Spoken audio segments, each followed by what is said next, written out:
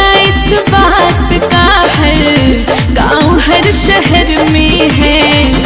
चर्चा इस बात का हर गांव हर शहर में है। मुस्कुराइए मुस्कुराइए आप देव घर में है। मुस्कुराइए आप देव घर में है।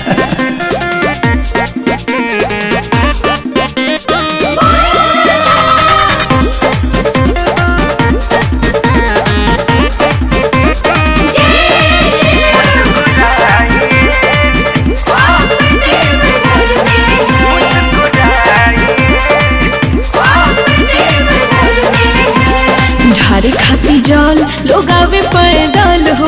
भोले बाबा कहर समस्या के हाल हो।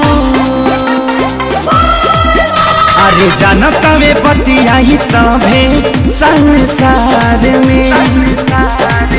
हाँ खाली नहीं लौटे जे जाला दरबार में।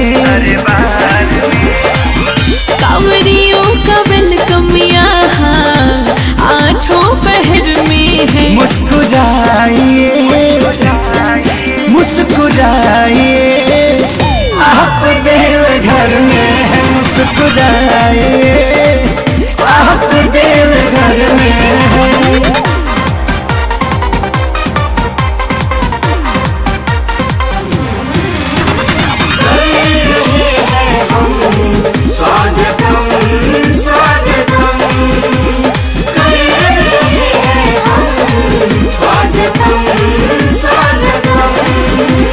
लागे भीड़ भारी बाबा की दुआरी।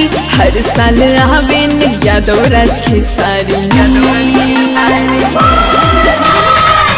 और खूबसूरत लागे है सावन में नजारा। एक बेरी जे देख ले लहला दोबारा।